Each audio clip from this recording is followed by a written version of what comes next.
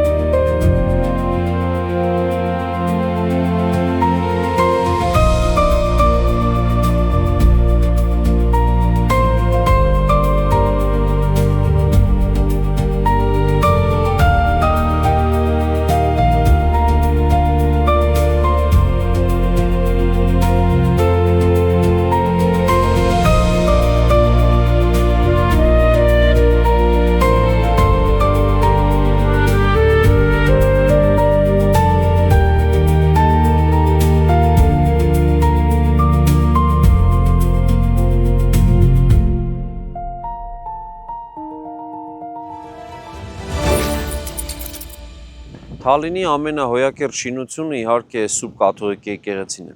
Եկեղեցու արևմտյան մուտքի հատվածում ենք այս պահին կանգնած եւ այստեղից դժվար չէ նկատել այս հոյակերտ եկեղեցու ճարտարապետական առանձնահատկությունը։ Այն փաստորեն խաչաձև կառուցվածք ունենալով միևնույն ժամանակ 7-րդ դարի այն բազիլիկ շինությունների տիպին է պատկանում, որը իր գեղեցիկ կամարակապով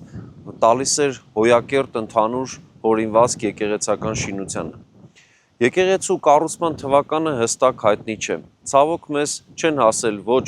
թվակիր արձանագրություններ, ոչ էլ այդ իրադարձության վերաբերյալ մատենագրական տեղեկություններ։ Եվ տեղանքի ուսումնասիրությունը, ընդհանուր ոճի, ճարտարապետական հորինվածքի լուծումները մասնագետներին ստիպել են կարծելու, որ մենք գործ ունենք 7-րդ դարի շինության հետ։ Հաշվի առնելով այն հանգամանքը, որ 7-րդ դարում տեղանքը պատկանել է կամսարական իշխանական ընտանիքին, մասնագետները կարծել են, որ այն պետք է կառուցված լիներ նույնպես կամսարականների կողմից։ Մասնավորապես այդ փաստի օգտին է այն հանգամանքը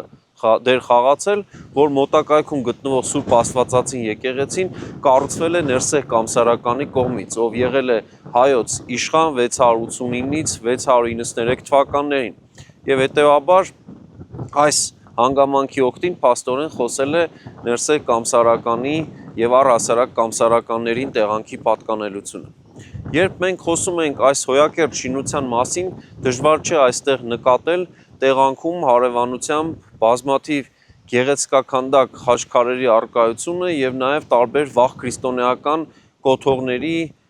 առկայությունը, որը ցույց է տալիս ընդհանուր այս հատվածում հուշարձանախմբի առատության փաստը։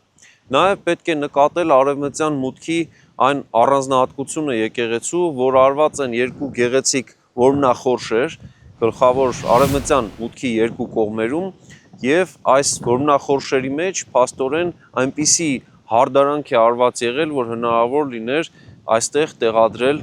խաչարձաններ։ Հայտնի է այն իրողությունը, որ վաղ քրիստոնեական շրջանում մեծ ծանոթ խաչքարային արվեստի այն նմուշը, որ սալի վրա է փորագրվում խաչը, դրա փոխարեն ավելի լայն տարածում է ունեցել առանձին խաչերի պատրաստումը, քարից խաչերի պատրաստումը, որն էլ եղել է հենց այդ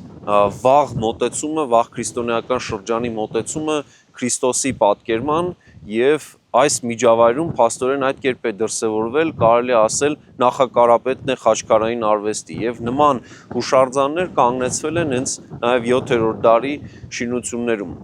Այս բոլոր լուծումներով եւ նաեւ օրինակ լուսամուտների փեղկերի եւ նաեւ կամարների այն կամարակապ հատվածների, քանդակների եւ նմանատիպ այլ լուծումների պարագայում դժվար չէ նկատել այս եկեղեցու վրա 641-ից 61 թվականներին կառուցված Զվարթնոցի տաճարի ազդեցությունը։ Մասնավորապես փաստորեն այնտեղ քանդակագործական աշխատանքի, քանդակագործական արվեստի ազդեցությունը նկատելի է այս շինության վրա։ Միևնույն ժամանակ շատ կարևոր մեկ այլ փաստ պետք է արձանագրել, որ այստեղ ամբողջ եկեղեցին փաստացի առնվազն խորանը հարակից հատվածներով պատված է եղել որմնանկարներով։ Որմնանկարների առկայությունը ոչ միայն ակներև է այսպես պահպանված առանձին բեկորներով, այլ նաև այն եզակի արձանագրությամբ, որ պահպանվել է այս առնչությամբ։ Միակ փաստորեն արձանագրությունն է, որ առնչվում է եկեղեցու շինարարությանը կամ ավելի ճիշտ եկեղեցու որմնանկարներով հարդարմանը եւ մոտավորապես մասնագետները կարծում են, որ պետք է թվագրվի 680-90-ական թվականներով։ Նորից ցավոք այս արձանագրությունը թվակիր չէ եւ այստեղ նշված չէ հստակ թվական, նշված է միայն պատվիրատուն, ով է պատվիրել, որ որմնանկարներով պատվի եկեղեցին եւ այդ անունը Մովսես եկեղեցապան է։ Եվ այստեղ բնական է, որ այս անձնավորությունը եկեղեցու կառուցողը չէ, արձանագրությունը նման տեղեկություն չի տալիս եւ միայն հաստատում է այն փաստը, որ նա որմնանկարներով է զբաղվել։ Այստեղ պետք է նկատի ունենալ, որ որմնանկարների թվագրման հարցում կարևոր դեր է խաղում ոճը եւ այն տեխնիկան, որով այդ որմնանկարը պատրաստվում էր եւ դրա ուսումնասիրությունը մասնագետներին թույլ է տվել եզրակացնել, որ այո, գործ ունենք 7-րդ դարի վերջի որմնանկարչության հետ։ Որմնանկարչության մեջ այստեղ առանձնահատուկ պետք է շեշտել, որ առանձնանում է խորանի հատվածը։ Նույնիսկ նախկինում այստեղ առաքյալների պատկերներն են եղել եւ եղել է Հիսուս Քրիստոսի երկրային կյանքին առնչվող մի ողջ շղթա։ Այսօր ցավոք պահպանվել են առանձին ֆրագմենտներ, հատվածներ եւ այդ հատվածների միջոցով հնարավոր է հասկանալ, թե ինչ ընդհանուր հոյակերտ աշխատանք է կատարված եղել։ Օրինակ Քրիստոսի գահի մի հատված է պահպանվել եւ հարակից նաեւ այլ տարբեր պատկերներ։ Դժվար չի նկատել այս պահին ավակ խորանի պատերին արված սրբերի նկարները, սրբերի պսակներն են այստեղ երևում կադրում եւ ցավոք ժամանակի հետ այդ որմնանկարները բավականին ջնջվել են եւ այսօր բավական դժվարությամբ է ընդհանուր առմամբ ուրվագծվում նրանց կերպարանքը։ Նաեւ հետաքրքիր է, որ եկեղեցու նաեւ արտաքին որոշ մասեր են որմնանկարներով պատված եղել եւ դրանց մեջ օրինակ լուսամուտների խորշերի հատվածներն են առանձնանում եւ այլ կարեւոր առանձնահատուկ հետաքրքիր լուծումներ։ Եկեղեցին անցնելով դարերի փորձությունները ցավոք փլուզվել է 19-րդ դարի երկրաշարժերից մեկի ժամանակ։ Խոսքը 1840 թվականի հուլիսի սկզբին տեղի ունեցած այն ավերիչ երկրաշարժն էր, որը նաև տարածաշրջանում այլ ավերածությունների տեղիք է տվել։ Այդ ժամանակ է, որ օրինակ փլուզվել է Ակոռի գյուղը, Մասիս, Արարատ, Լեռան, Լանջին գտնվող գյուղը ամբողջությամբ անհետացել է երկրի երեսից։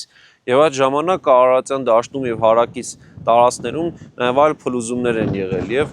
այդ շրջանի փլուզումներից է փաստորեն նաև այս եկեղեցու ավերումը եւ միայն խորհրդային շրջանում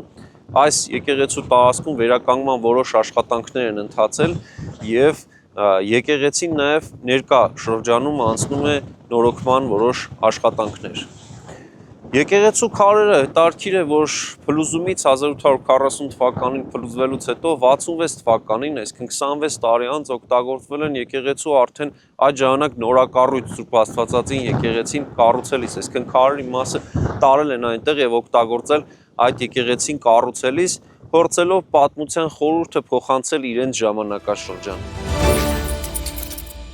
Հալինի Սուրբ Կաթողիկե եկեղեցու նախատիպը կարելի է համարել Դվինի կաթողիկեի վերակառուցված տարբերակը, որը 7-րդ դարի սկզբով է թվագրվում։ Խոսքը իհարկե Դվինի Սուրբ Գրիգոր եկեղեցու մասին է։ Երբ խոսում ենք այս եկեղեցու մասին, իհարկե չենք կարող չնշել այն կարևոր հանգամանքը, որ այս եկեղեցու ավագ խորանի հատվածը ամբողջությամբ որմնանկարներով է պատված եղել, որի մասին մենք խոսեցինք։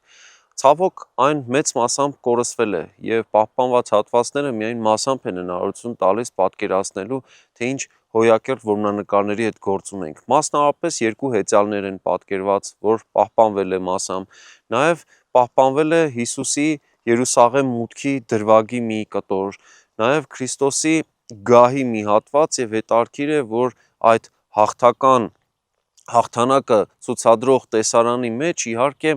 Քրիստոս պատկերված չի եղել անձնապես, այլ միայն գահն է նշված եղել։ Եվ նմանատիպ լուծումները իհարկե ավելի բնորոշ են հենց մեր արևելյան ուղղափառ ուղղության քրիստոնեությանը, այս տարածաշրջանի պատկերացումներին, որը ավելի խորհրդավոր միստիկ բնույթ է հաղորդել նույնիսկ որմնանկարչությանը, որը սովորաբար օրինակ ուղղափառ մնացյալ աշխարհում ավելի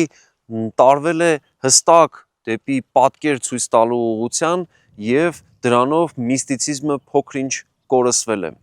Երբ խոսում ենք այս հոյակերտ եկեղեցու մասին, չենք կարող չնշել նաեւ այն կարևոր հանգամանքը, որ 1970-ական թվականներին, երբ այստեղ ընթանում էին վերանորոգման աշխատանքներ, տարածքը նաեւ մասամբ պեղումների է ենթարկվել։ Եվ պեղումների ընթացքում հայտնաբերվել են ոչ միայն տարբեր կոթողների մնացորդներ, կոթողներ, գեղեցիկ խաչքարեր եւ խաչքարերի բեկորներ, այլ նաեւ բացվել է 5-րդ դարի բազիլիկ եկեղեցու հիմքերի հատվածը, պատերի ստորին հատվածները։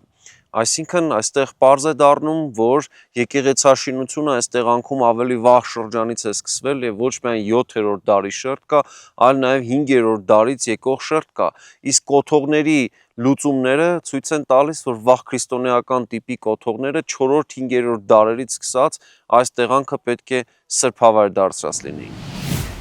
Թալինը այսօր Շարագածոտնի մարզի 3 քաղաքներից մեկն է։ Թալինում բնակվում է 6000-ից մի փոքր ավելի մարդ։ Այն նախկինում Թալինի շրջան է կազմել խորհրդային Հայաստանի կազմում, եղել է շրջկենտրոնը, 60-ական թվականներին ստացել է քաղաքատիպ Ավանի կարգավիճակ 1964 թվականին, իսկ արդեն 1995 թվականին, երբ որ Հայաստանի Հանրապետությունում վարչատարածքային փոփոխություններ էին կատարվում եւ նաեւ բնակարարի տիպերն էին որոշվում, այդ ժամանակ որոշում կայացվեց, որ Թալինը պետք է քաղաք լինի։ Հայաստանի Հանրապետությունում վերացվեցին քաղաքատիպ ավանները եւ բնակարարի երկու տեսակ որոշվեց։ Պետք է լինեն քաղաքներ եւ գյուղեր, Թալինը դարձավ քաղաք եւ մտցվեց Արագածոտնի մարզի մեջ եւ այս մարզի մեջ, քանի որ մարզ կենտրոնն արդեն դառնում է աշտարակը, առանձին տարածաշրջան ձևավորվեց նախկին շրջանի հիման վրա, պայմանական տարածաշրջան եւ հարակից գյուղերով նախկին Թալինի շրջանը փաստորեն կազմեց այդ տարածաշրջանը։